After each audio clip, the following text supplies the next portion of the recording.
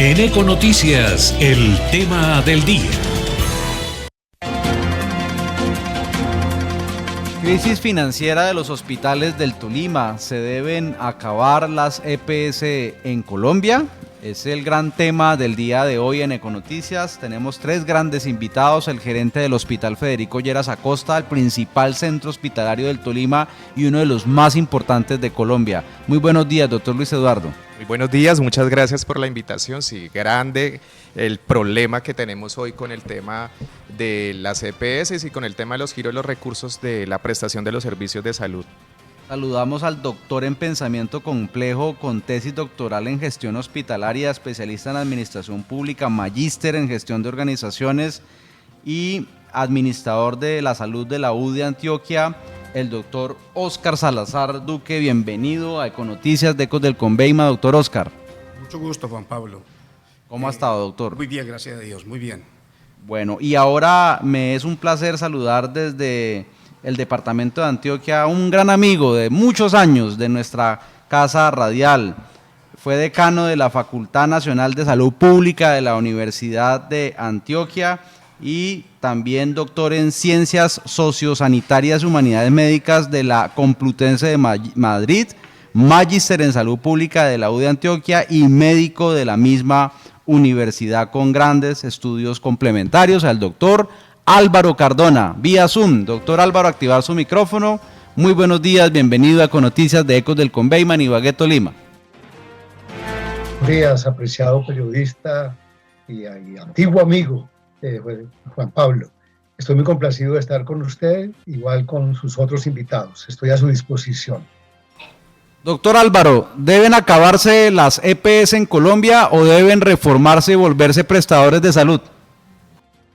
No, mi concepto sobre lo que he escrito en varias ocasiones y diversos artículos es tajante. No deben existir las EPS, es necesario acabar con ese elemento de intermediación que han significado ellas y disponer otros mecanismos para poder garantizar efectivamente el derecho fundamental a la salud de todas las personas que vivan en nuestro país. ¿Cómo es el funcionamiento macro hoy por hoy de la salud en Colombia, doctor Cardona, con el tema del FOSIGA, lo que tiene que ver con los giros? ¿Cuál es el sistema y cuántos billones de pesos mueve la salud en el país? Bueno, la salud en Colombia mueve alrededor de 50 billones de pesos y el mecanismo mediante el cual se hace la prestación de servicios es que las personas se afilian a las EPS y los recursos de la salud para la prestación de los servicios son asignados a estas EPS. Las EPS son organizaciones privadas, la mayoría de ellas, y a través de este proceso, quienes obtienen ganancias y quienes derivan los beneficios del manejo de esta gran cantidad de recursos financieros son fundamentalmente entidades financieras. De otro lado, las EPS ejercen un papel de intermediación entre la prestación para la prestación de servicios con los usuarios finales, que son los ciudadanos, y los ciudadanos bien conocen todas las dificultades que tienen en muchas ocasiones para acceder oportunamente y con calidad a los servicios, justamente porque en el afán de lucro de las EPS hay retraso en la prestación de servicios, retraso en la asignación de citas o en la realización de pruebas diagnósticas que son necesarias para los pacientes. Este proceso de intermediación debe ser eliminado, como lo he dicho, y debe haber una manera que se establezca correctamente para que los recursos del sistema vayan directamente a los prestadores de servicio. Sabemos también que este proceso de intermediación ha implicado grandes dificultades para las IPS. Las IPS son las instituciones prestadoras de servicios de salud que son las que se encargan de hacer la atención de salud de las personas finalmente, y hay un gran acumulado de deudas de las EPS con las IPS, muchas de estas deudas ya irrecuperables porque corresponden a EPS que han sido liquidadas. Creo que ese es en resumen el panorama de las EPS actualmente en Colombia, y hay múltiples razones, entre esas que he enumerado y muchas otras, para que se elimine en una reforma radical del sistema de salud la intermediación financiera de las EPS. Doctor Oscar Salazar, ¿está usted de acuerdo con el doctor Álvaro Cardona en que las EPS de nuestro país deben acabarse? Tal como lo está sugiriendo de una manera un poco más diplomática la ministra electa entrante, la doctora Corcho. Ayer en CMI veíamos que ella defendía la tesis de Gustavo Petro, la tesis de que estos personajes son unos intermediadores, mientras el director del noticiero decía que las EPS se deben mantener. Sí, las buenas EPS. Colombia fue el único país en Latinoamérica que copió el modelo de intermediación a través de las EPS. Colombia y Chile, pero Chile tiene las instituciones de salud previsional, pero no son intermediarias, porque allá, por ejemplo, toda la intermediación se hace a través del Fondo Nacional de Salud. Colombia copió este modelo de intermediación perverso por demás, donde los recursos se quedan en los intermediarios, no llegan a los hospitales de forma cumplida.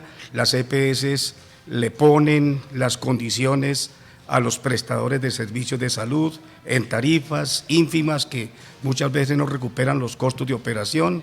El sistema de auditoría médica de las glosas es rechazar los pagos y un problema crítico, ¿sí? Que desafortunadamente cuando se liquida una EPS en Colombia pasan 5 hasta 10 años para que se recuperen esas deudas que tienen los hospitales, a tal punto que ya se habla de más de 12 billones de pesos de cartera vencida a más de 90 días, sí, con los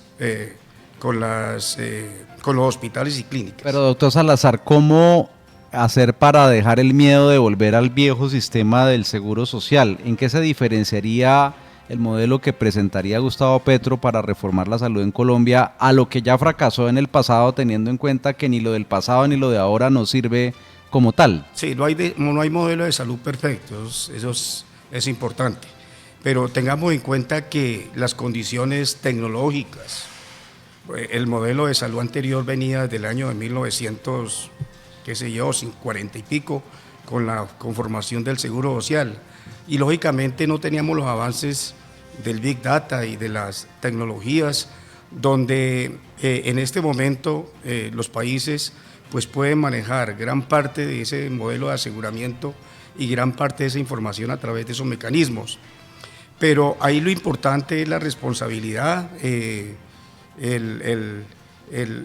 cuidado mutuo que se tenga en el manejo de todo ese andamiaje económico, pero sí, definitivamente, aún así, el proceso de intermediación ha llevado a la desintegración de la red hospitalaria pública. Y hay algo muy importante. Este modelo de las EPS, ¿a quién se le copió? ¿Y por qué hay personas en Colombia que dicen que nosotros sí tenemos uno de los mejores sistemas de salud del mundo? ¿Eso es o no es? Es importante lo siguiente. En Norteamérica existe el modelo de las aseguradoras, vale decir Sigma, Golden Globe, etcétera, etcétera. Pero el modelo de esas aseguradoras son aseguradoras donde el particular, el ciudadano, compra una póliza de seguros y demanda los servicios.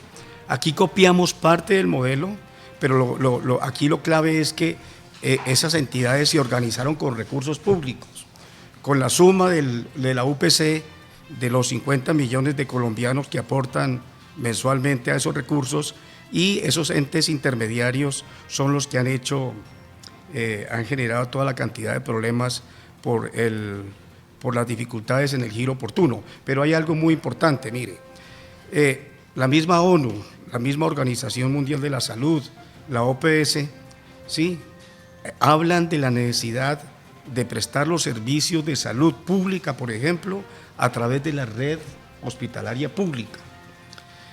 Y por los problemas de las enfermedades de alto costo, las enfermedades cardiovasculares, el envejecimiento de la población, el achicamiento de la pirámide en cuanto al envejecimiento, todas esas organizaciones insisten en que los países deben montar, deben estructurar las redes hospitalarias, ¿sí? Y con énfasis especialmente en la parte de atención primaria, porque si se previenen todas las problemáticas de salud, lógicamente los hospitales, en el caso del Federico Lleras, no se colapsarían porque la atención arrancaría desde la base, ¿sí?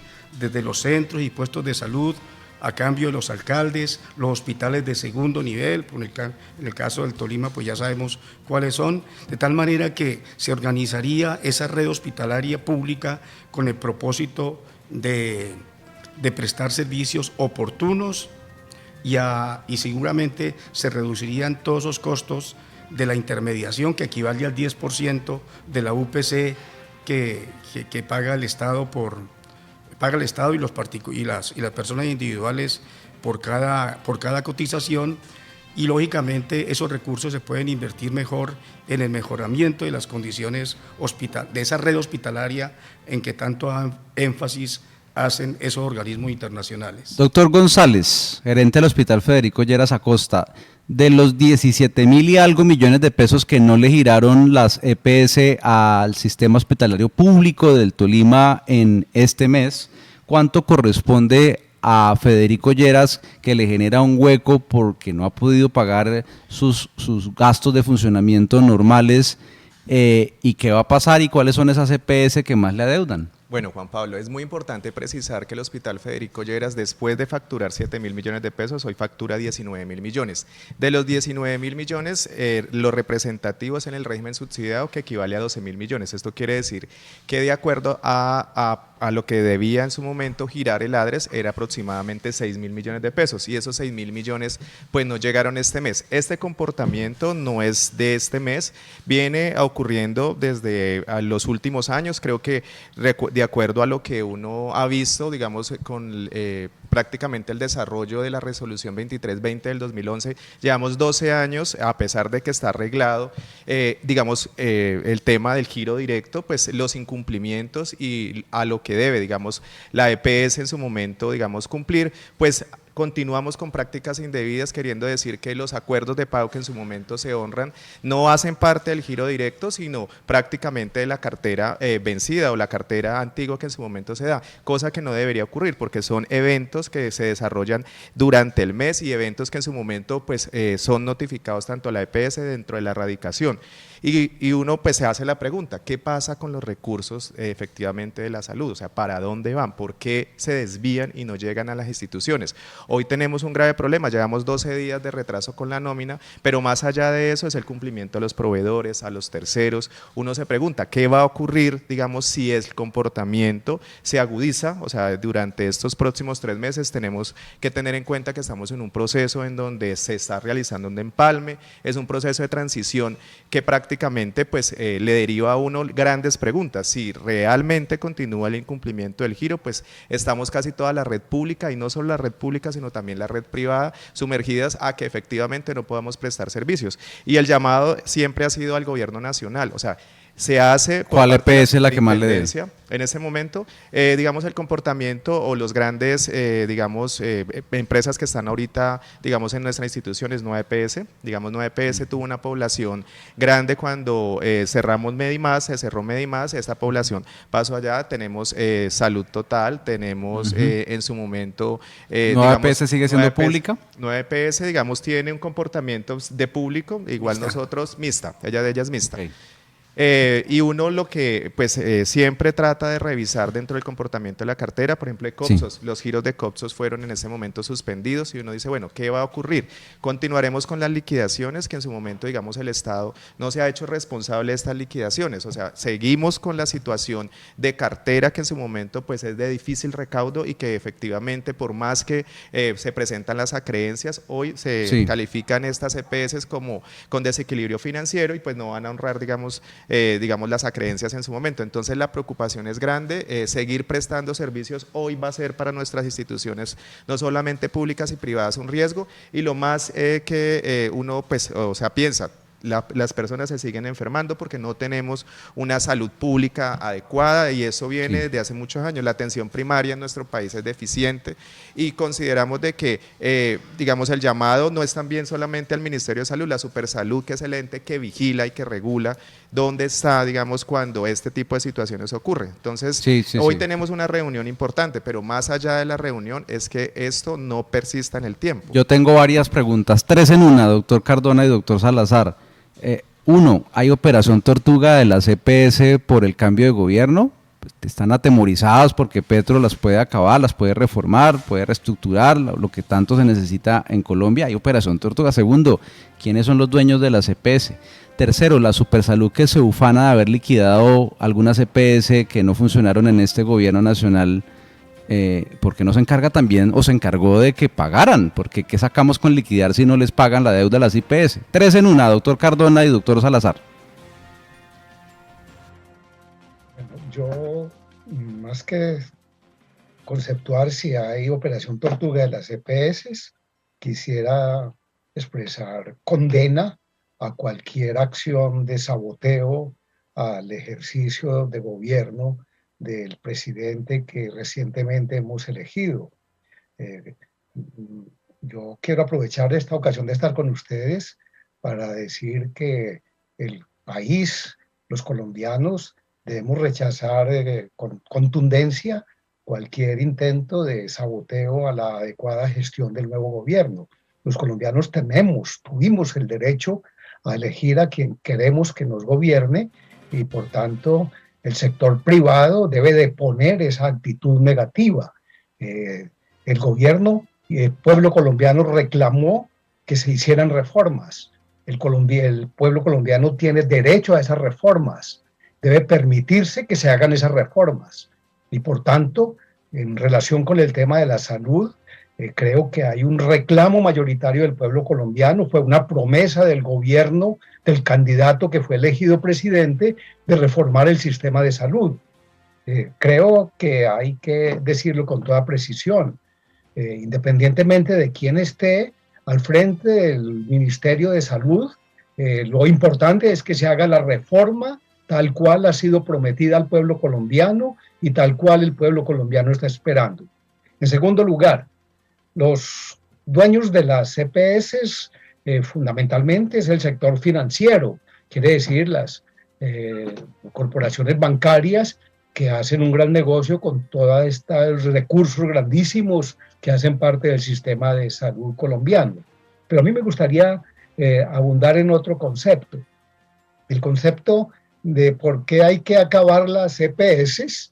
No es en razón exclusivamente de la ineficacia que han demostrado para prestar un adecuado servicio a los colombianos, no es en razón de que haya dificultades, como ya lo evidenció el doctor Luis Eduardo, con el pago oportuno a los prestadores de servicios de salud, a las IPS, sino que también son razones de filosofía política, de filosofía del Estado, de conceptos.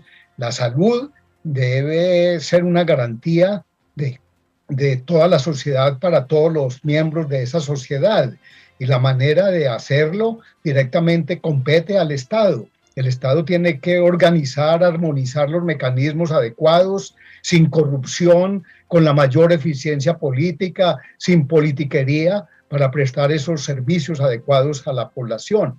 Creo que hay que decir también que hay que recuperar muchos de los conceptos con los cuales se fundamentaron organizaciones que tenían un importante desarrollo antes de la reforma a la Ley 100 de 1993. Se estigmatizó de una manera atroz al Instituto de los Seguros Sociales o a las instituciones públicas en general, pero esa estigmatización fue un mecanismo para tratar de fundamentar la importancia del sector privado en la prestación de los servicios de salud. El Seguro Social fue una institución muy importante que prestó grandes servicios a muchos colombianos. Sin duda que había errores, seguro que sí, pero había muchas cosas importantes también. Los hospitales públicos tenían también un ejercicio significativo en la prestación, en la organización de los servicios de salud, en la prevención de las enfermedades, en la promoción de la salud.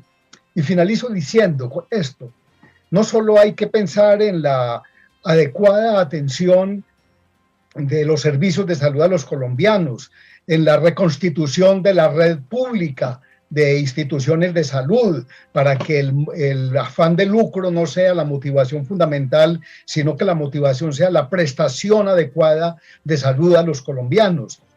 Pero quiero decir que adicionalmente a esto, también es necesario que esa reforma integral del sistema de salud contemple una coordinación intersectorial que permita que bajo el comando del nuevo gobierno se intervengan adecuadamente los determinantes de la salud y la enfermedad. Esto quiere decir que hay que dotar de agua potable a las comunidades, que hay que hacer un adecuado manejo de las basuras, que hay que intervenir sobre el deterioro del medio ambiente que genera problemas de salud en los colombianos. Es decir, la prevención de los problemas de salud a partir de la intervención sobre los factores que determinan el deterioro de la salud de los colombianos es fundamental, y eso no lo hace solamente el sector salud, sino que lo tiene que hacer el conjunto de sectores que participan de las actividades del país, el sector económico, el sector laboral, el sector cultural,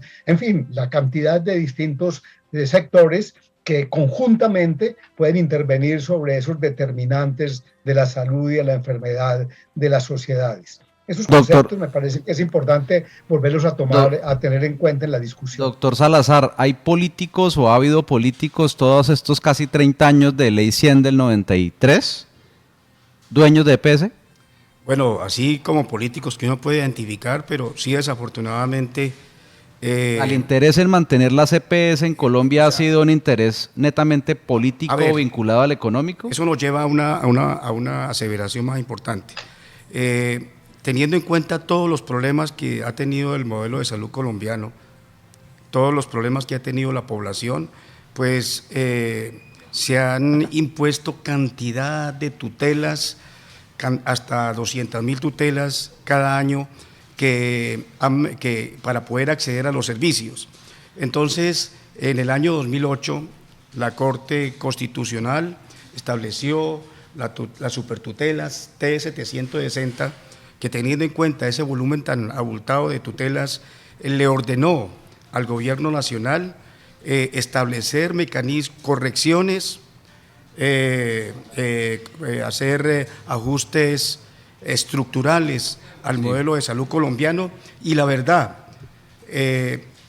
con ello pues el Estado no presentó la ley adecuadamente, sino que fueron las organizaciones médicas y la sociedad civil que estableció la ley 1751 del año 2008.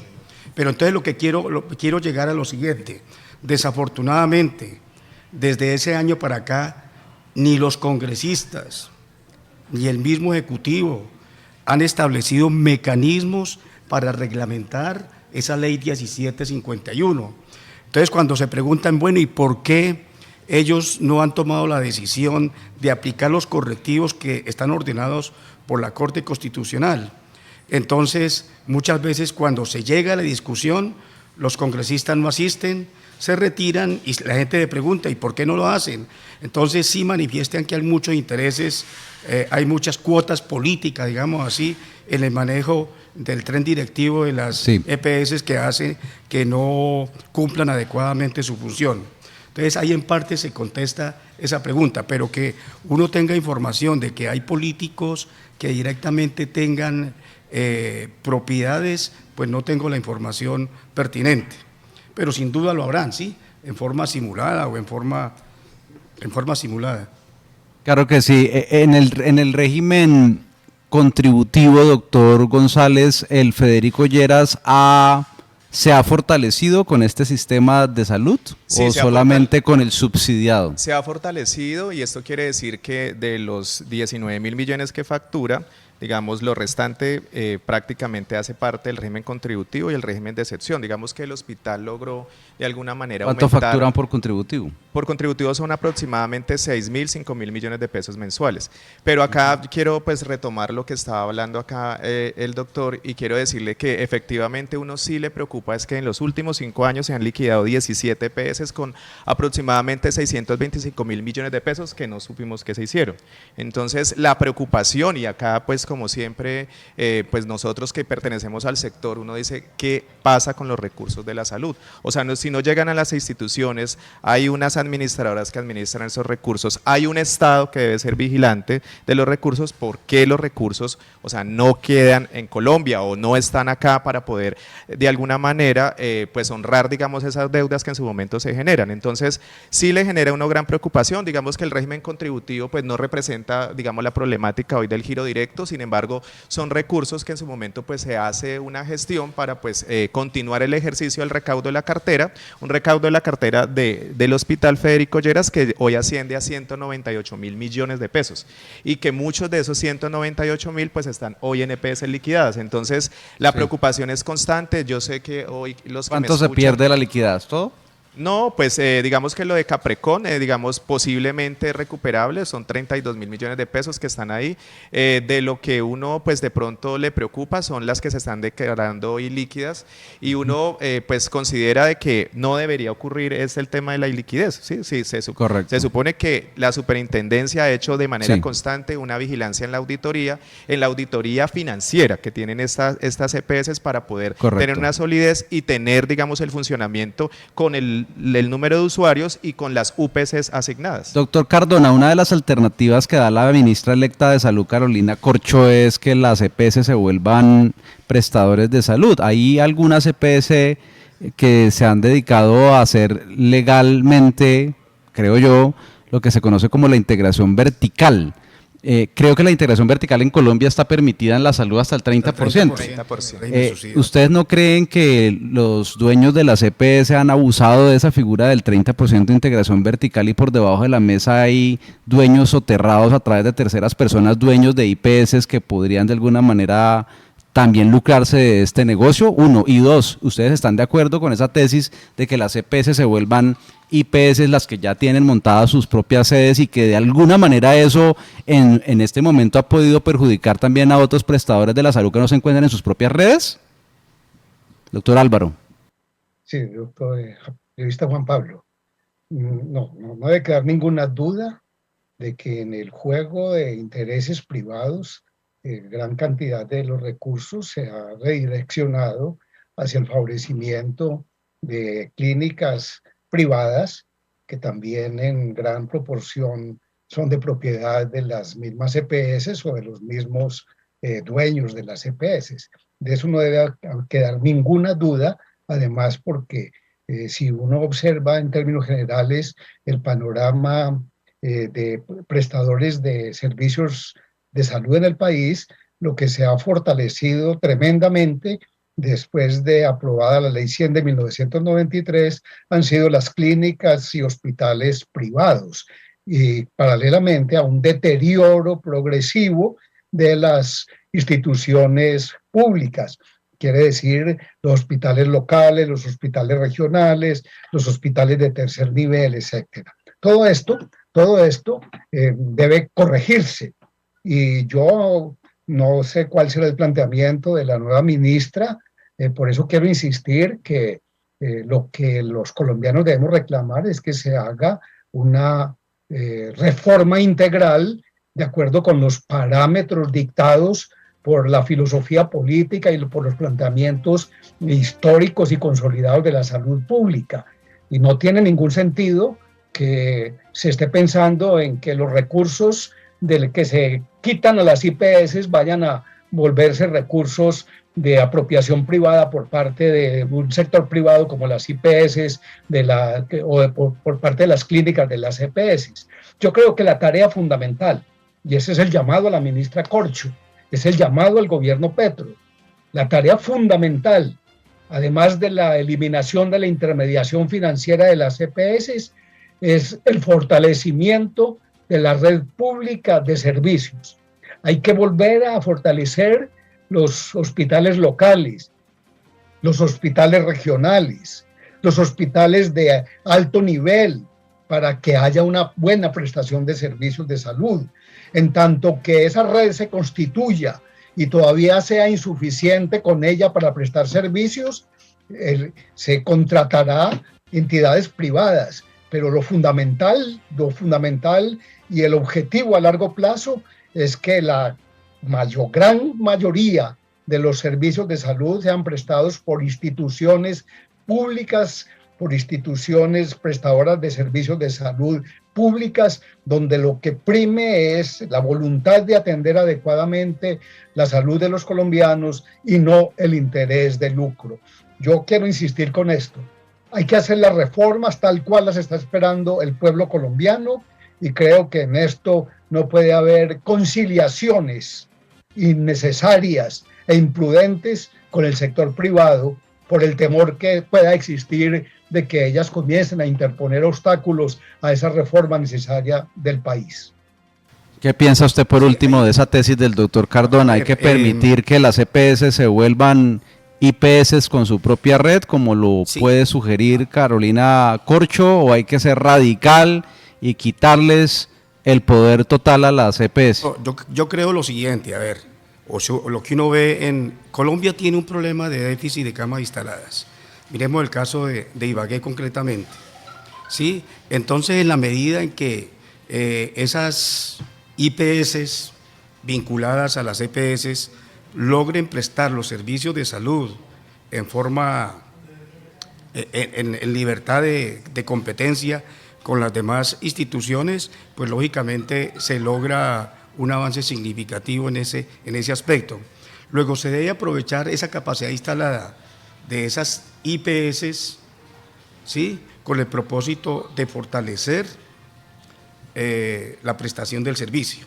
Ibagué, por ejemplo, tiene un problema crítico. Todos sabemos que el Hospital Federico Lleras recibe una gran demanda de los hospitales de segundo nivel y de los hospitales de primer nivel, y lógicamente muchas veces puede llegar a su punto de saturación, y ahí es donde requiere el concurso de todos los entes con el propósito de salir adelante en una atención accesible y oportuna a la población.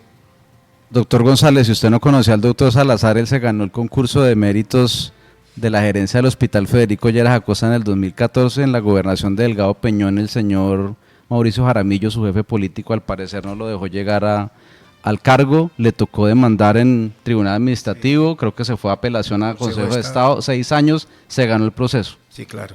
¿Y qué pasó? ¿Le tuvieron que pagar? Es que a uno tiene que indemnizarlo. ¿Y lo indemnizaron? Claro, lógico.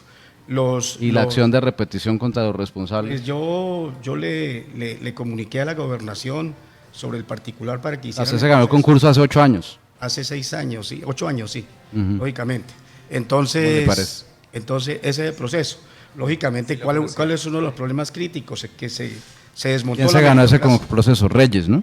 Sí, Reyes. Se desmontó la meritocracia, y ese es uno de los. ¿Quién es el secretario de Salud, Rivas? Rivas, sí, Carlos Rivas. Qué vaina.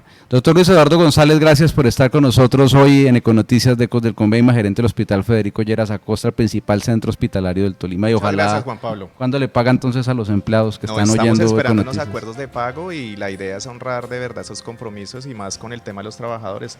Y mira que ayer la reflexión por parte de los sindicatos era algo bonito, pensar que fuimos los héroes en algún momento y les quitaron la bata. Entonces uno decía, efectivamente. Por ahí hay uno disfrazado de Batman, ¿no? Sí, efectivamente, sí es cierto. Sí. O sea, nos dimos la pelea y estuvimos como enfrente, como primera línea, pero pues hoy, digamos, no llegar la plata, pues uno dice, bueno, los compromisos, ¿qué vamos a hacer? Pero bueno, digamos que este va a ser nuestro ejercicio, hacer el acompañamiento a los trabajadores. Un saludo muy especial.